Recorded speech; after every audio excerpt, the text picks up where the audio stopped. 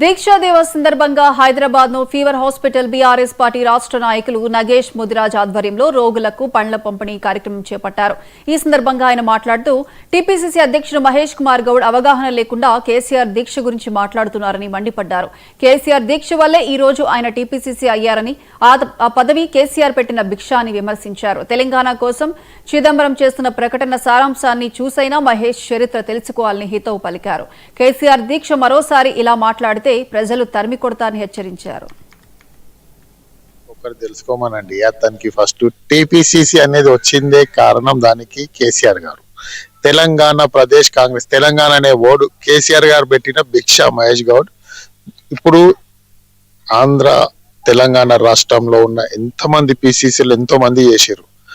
అందరికంటే ఎక్కువ తెలివి లేని, అవగాహన లేని పీసీసీ ప్రెసిడెంట్ ఎవడన్నా ఉన్నాడంటే అది మహేష్ గౌడే.